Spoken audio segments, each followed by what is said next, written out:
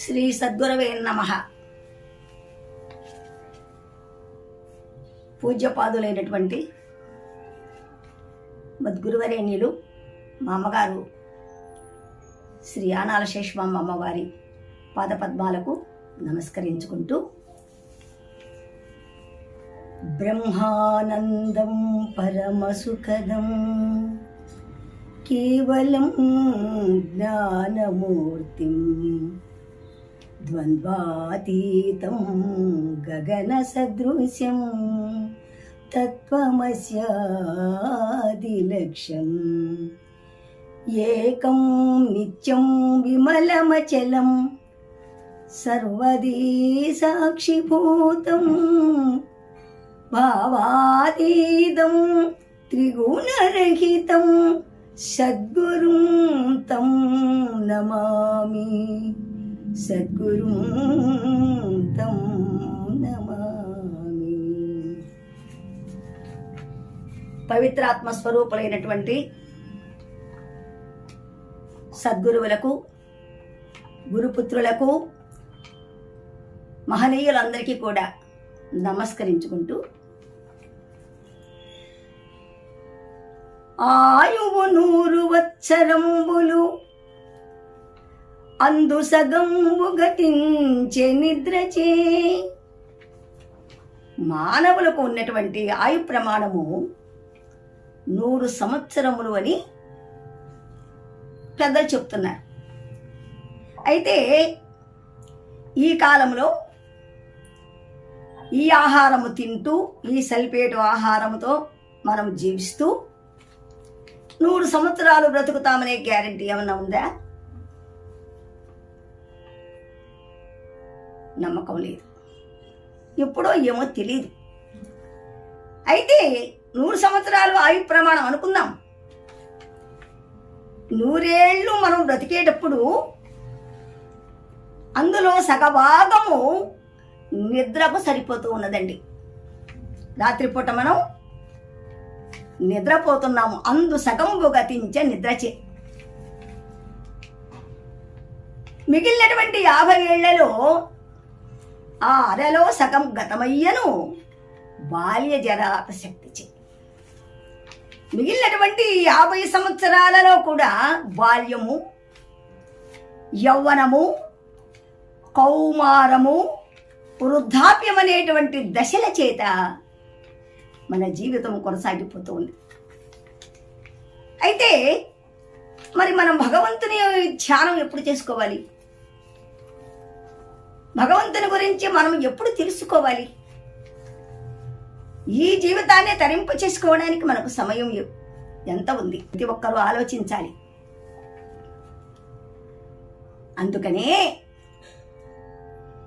ఈ ఉన్నటువంటి సమయంలోనే మనము సమయాన్ని కేటాయించుకొని గురుపాదములు పట్టి బ్రహ్మబోధను, బ్రహ్మ విద్యను పొందాలి. ఎందుకంటే నాకేం వయసు అయిపోయిందా, నాకేం పెద్ద వయసు లేదు కదండి, ఉందిలేండి, చాలా సమయం చూసుకుందాంలేండి అని ఇలా సరిపుచ్చుకున్నాం అనుకోండి, గ్యారంటీ ఏముంది? నీటిపైన బుడగ కదా. కాబట్టి ఈనాడు నేను ఉన్నాను కాబట్టి ఈనాడే నా సమయం. కాబట్టి బ్రహ్మబోధను స్వీకరించాలంటే, భగవంతుని గురించి మనం తెలుసుకోవాలంటే, ముందుగా నేనెవరో తెలుసుకోవాలంటే సద్గురు పాదాలు ఆశ్రయించక తప్పదు అని మనవి చేస్తూ, మహాత్ములారా, నిన్నటి రోజు మనము ద్వారకా నగరములో జగద్గురువులైనటువంటి శ్రీకృష్ణ పరమాత్మ తన ధర్మపత్ని అయినటువంటి జగన్మాత ముక్తికాంత అయినటువంటి రుక్మిణీదేవికి తత్వబోధన గురించి, అచల బోధన గురించి చెప్పడం మొదలుపెట్టారు. అమ్మవారు స్వామివారిని కోరుతూ ఉన్నది, స్వామి, నిన్నటి రోజు మీరు గురు మహాత్మ్యము, గురువు సన్నిధానంలో శిష్యుడు ఎలా ప్రవర్తించాలి, ఇలాంటి విషయాలన్నీ కూడా మనవి చేశారు.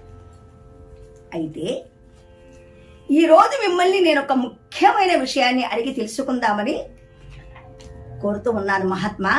మరి చెప్తారా అంటే, అడుగు రుక్మిణి,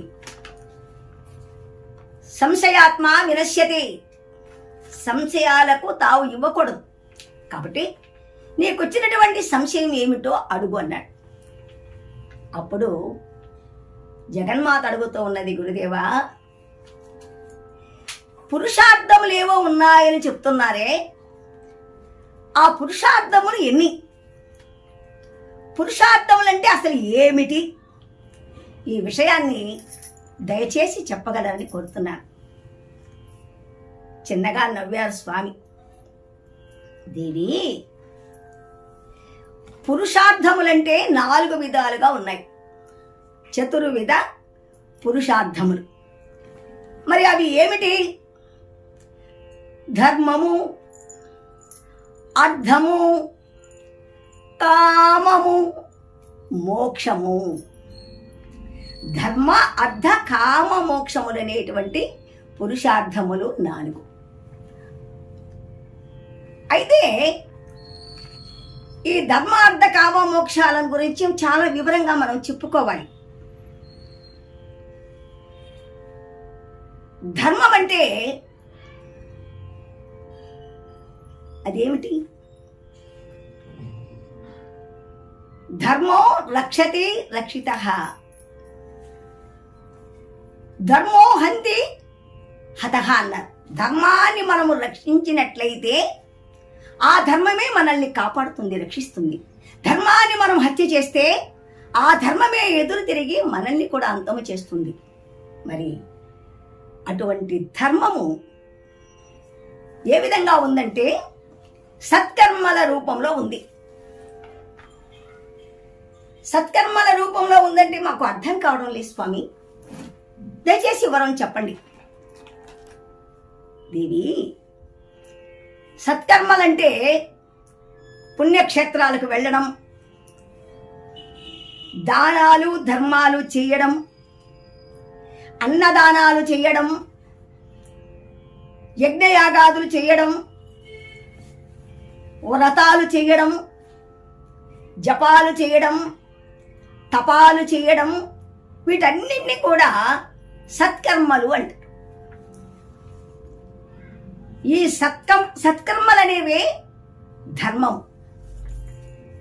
ఇంట్లో ఉన్నటువంటి తల్లిదండ్రులు ఉన్నారే, వాళ్లను ప్రేమాభిమానముతో చూసుకోవడం సత్కర్మ.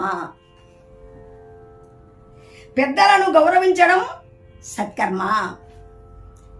ఇలాంటి సత్కర్మలన్నీ ఎవరైతే ఆచరిస్తారో అటువంటి వారికి మోక్షము కరతలామలకమవుతుంది. అర్థం అంటే ఏమిటి? ధనము. ధనము సంపాదిస్తున్నారు చాలా మంది. అయితే ఎలాగంటే అలాగూ ధనము సంపాదిస్తే అది అర్థము కింద లెక్క రాదు. శరీరముతో కష్టము చేసి కష్టే ఫలి అన్నట్లుగా కష్టముతో చాలా మంచితనముతో ఆ ధనము సంపాదిస్తే దానిని అర్థము అంటున్నారు.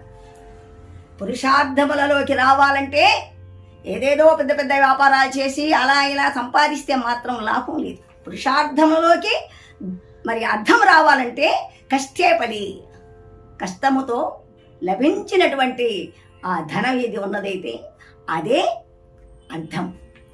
ఇక 3వది కామః, కామము. కామం అంటే కోర్కెలు. సహజంగా ప్రతి మానవుడు కూడా ఈ కామసుఖాలనేవి, కోర్కెలనేవి తన భార్య యందు, తన బిడ్డల యందు, తన యందు మాత్రమే చూసుకుంటాడు. అంటే భార్య బిడ్డలకు ఎలాంటివి సమకూర్చుకోవాలి, వాళ్ళకి ఏమేం కావాలి, ఇదంతా చేసుకోవడమే కామః, కామం. వీటిని, ఈ 3టిని, ధర్మము, అర్థము, కామం అనేటువంటి ఈ 3టిని త్రివర్గములు అంటున్నారు. అయితే ఈ త్రివర్గములు అనేటువంటి 3 అన్ని వర్గాల వారు చేయొచ్చు. ప్రతి ఒక్కరు కూడా ఈ త్రివర్గములను సాధించుకోవచ్చు. కానీ 4వది ఉన్నదే మోక్షము. మోక్షాన్ని సంపాదించుకోవాలంటే మాత్రం అంత సులభం కాదు. మోక్షము కావాలంటే, జన్మరాహిత్యము కావాలంటే అది సాధించుకున్నటువంటి అటువంటి మోక్షమును సాధించుకున్నటువంటి గురువులు ఎవరైతే ఉన్నారో వారిని వెతికి వారి పాదములు ఆశ్రయించి వారి సన్నిధానములో ఎలాంటి ఎదురైనా కూడా ఓర్చుకొని మరి సత్యము, జ్ఞానము, అనంతము అనేటువంటి పరబ్రహ్మము యొక్క విషయాన్ని గురువు ద్వారా స్వీకరించాలి. ఆ బ్రహ్మ పదార్థ విచారణ జరగాలంటే అది గురు సాన్నిధ్యములోనే సాధ్యం. అందరి వలన సాధ్యమయ్యే విషయం కాదు. కాబట్టి ధర్మ, అర్థ, కామ ఈ 3టిని కూడా అధిగమించి బ్రహ్మ పదార్థ విచారణ చేసి మోక్షము పొందేందుకు ప్రతి ఒక్కరము కూడా ప్రయత్నం చేయాలి. జ్ఞానము కలగాలంటే ముందుగా సత్కర్మలు ఆచరించాలి, తప్పకుండా చేయాలి. ఎందుకంటే సత్కర్మ అనేది పిందె. మనము చేసేటువంటి సత్కర్మలు అనేవి పిందె. ఆ సత్కర్మల యొక్క ఫలితమే కాయ. సత్కర్మల ఫలితమైనటువంటి కాయ అనేటువంటి మరి ఆ భక్తి కాయ అయినప్పుడు అది ఏమవుతుంది? భక్తిగా మారుతుంది. అటువంటి భక్తిగా మారినటువంటిది ఆ కాయ మరి పండు అవుతుంది. పిందె, కాయ, పండు. సత్కర్మ, భక్తి, అలాగే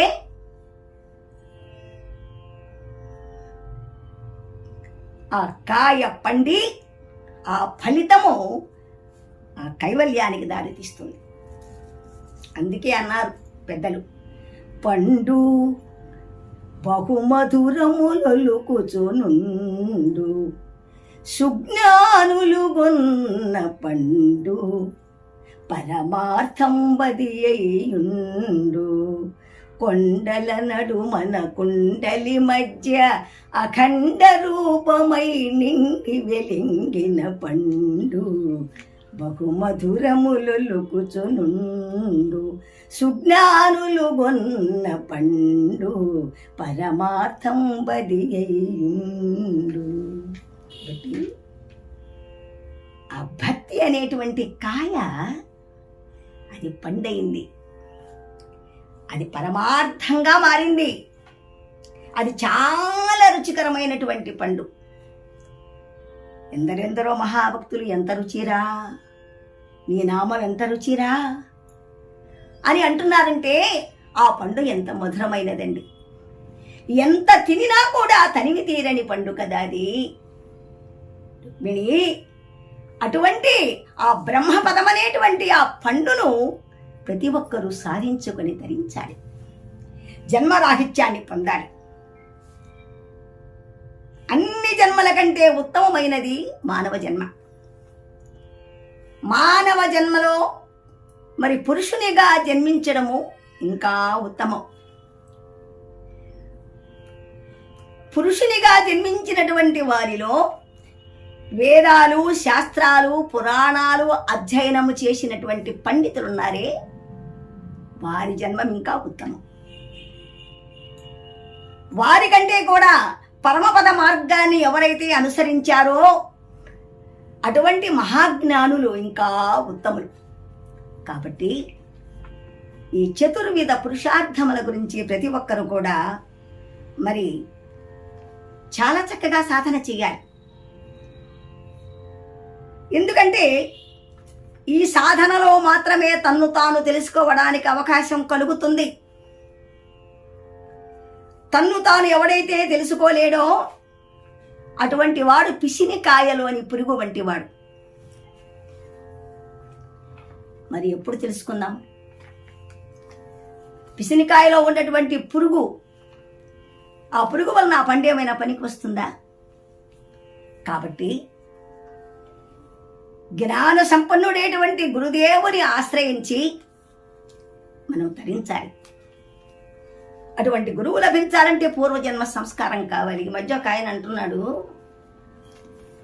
మా గురువు గారు చాలా గొప్పవారండి, మా గురువు గారికి 3 కొమ్ములు ఉన్నాయండి అన్నాడు. ఏంటి, కొమ్ములు ఉన్నాయా? అదేమిట్రా అబ్బాయి, మనుషులకు కొమ్ములుంటాయా? గురువు గారిని నువ్వు ఎలాగైనా మాట్లాడేది? అసలు కొమ్ములు 3 ఉన్నాయి అందులో. ఏమిట్రా నువ్వు మాట్లాడేది, నాకు అర్థం కావడం లేదన్నాడు. ఏం లేదండి, మా గురువు గారికి 3 కొమ్ములు ఉన్నది మాత్రం నిజమే. గా కొమ్మిస్తే గు ఒక కొమ్ము ఉందండి, రా కొమ్మిస్తే రు ఇంకొక కొమ్ము ఉందండి, వా కొమ్మిస్తే ఊ. మరి 3 కొమ్ములు వచ్చాయి కదా, గురువు అంటే 3 కొమ్ములు వచ్చాయి కదా. చూడండి, తెలివైన శిష్యులు కూడా ఉంటారు. అయితే మనం ఎంతటి తెలివి కలిగిన వాళ్ళమైనా ఆయు ప్రమాణం మన చేతిలో లేదు. ఈనాడే మనది, ఇప్పుడే మనది. కాబట్టి ముప్పున కాలకింకరులు ముంగిట వచ్చి నిలిచిన వేళ, రోగముల్ ముప్పరమైనతో కపము కుత్తుక నిండిన వేళ, బాంధవుల్ గప్పిన వేళ నీ స్మరణ కలుగునో లేదు. కాబట్టి ఇప్పుడే చేదు మీ స్మరణ, దాశరథి కరుణాపయోనిది అంటాడు భద్రాచల రామదాసు గారు. ముసలితనం వచ్చేసింది, ముసలితనము వచ్చి చర్మమంతా ముడతలు పడిపోయింది, కపపిత్త వాదములతో బాధపడిపోతున్నాడు, యమ బాధపడిపోతున్నాడు. చుట్టాలంతా చుట్టూ చేరి ఇంకా పోలేదే అని చూస్తున్నారు. పాపం ప్రేమాభిమానం ఉండేవాళ్ళు పైన పడి ఏడుస్తున్నారు. కొంతమంది తులసి తీర్థం పోస్తున్నారు. ఎందుకంటే ముప్పున కాలకింకర్లు ముంగిట వచ్చి నిలిచినారు. ఆ ముసలితనములో కాలం అనేటువంటి కింకర్లు వచ్చి తీసుకుని పోవడానికి సిద్ధమై ఉంటే, రోగాలతో బాధపడుతూ యమయాతన పడిపోతూ మరి నేను నీ నామస్మరణ చేయగలనా? పైనబడి ఏడుస్తున్నారు బిడ్డలు. మా నాన్న మాకు అది లేకుండా పోయాడే, ఇది ఇవ్వకుండా పోయాడే, ఈ బాధ వాళ్లకు. కాబట్టి అటువంటి సమయములో గాత్రానికి కపము కప్పి యమయాతన పడుతున్న సమయములో నీ స్మరణ చెయ్యాలంటే, నిన్ను గురించి తెలుసుకోవాలంటే నాకు సాధ్యము కాదేమో స్వామి. కావున ఇప్పుడే నీ స్మరణ చేయాలి, ఇప్పుడే తెలుసుకోవాలి అని మహానుభావులైనటువంటి మహాకవులైన మహాభక్తాగ్రగణ్యులైనటువంటి భద్రాచల రామదాసు గారు. కావున రుక్మిణి, ఇలాంటి ధర్మాలన్నీ కూడా విచారణ చేసి మానవుడు సక్రమైనటువంటి మార్గంలో నడవాలి. గురువు దగ్గర మసలాలంటే అంత సులభం కాదు. గురువు మనస్సును అర్థం చేసుకోవాలి. గురువు మనస్సును, గురు సూచన అంటే ఏమిటో తెలుసుకోవాలి. ఆ గురువు సూచన చేయగానే అదేమిటో తెలుసుకుని ప్రవర్తించాలి. ఈ మధ్య గురువు గారు పాపం పడుకొని ఉన్నారు హాలులో. శిష్యుడు పాదసేవ చేస్తున్నాడు. ఉన్నట్టుగా ఉండి కరెంటు పోయింది. గురువుగారు పాపం గాలి ఆడక బాధపడుతున్నాడు. ఒరే శిష్య, అబ్బా గాలి అడ్డం లేదురా ఎలా చేయాలి అంటూ ఉంటే, పాదసేవ చేస్తున్నటువంటి శిష్యుడు పరుగున వెళ్ళి 2 కిటికీలు మూసేశాడు. గట్టిగా తలుపేస్తున్నాడు. చూశాడు గురువుగారు, ఒరే ఊపిరాడకదొస్తున్నాడు రా నాయన, తలుపులు కిటికీలు మోస్తావేమిట్రా అనంటే, అతి తెలియగలిగినటువంటి శిష్యుడు అంటున్నాడు, గురువుగారు అసలే మీకు గాలి అడ్డం లేదు కదా, లోపలుండే గాలి బయటకు పోద్దేమో అనేటువంటి భయంతో నేను వేస్తున్నానండి కిటికీలు తలుపు. ఇట్లాంటి శిష్యులు ఉంటారు. ఇట్లాంటి శిష్యులకు లభించేది ఏమిటండి? మోక్షమా? కాదు కాదు, మాయ, మళ్ళీ జన్మం. కాబట్టి రుక్మిణి, మనం ప్రతిరోజు కూడా ఒక్కొక్క సబ్జెక్టు తీసుకొని చక్కగా చెప్పుకుందాం అని కృష్ణ పరమాత్మ తన గురుదేవుడైనటువంటి సాందీప మహర్షి వారు తనకు అందచేసినటువంటి జ్ఞానము తన ధర్మపత్ని అయినటువంటి రుక్మిణి మాతకు అందచేస్తున్నారు. మరి ఈరోజు మీరందరూ కూడా ఈ బోధంతా కూడా విని ఉంటే మీకందరికి కృతజ్ఞతలు. ఇలాంటివి మరిన్ని వీడియోలు కావాలంటే లైక్ కొట్టండి. నమస్తే.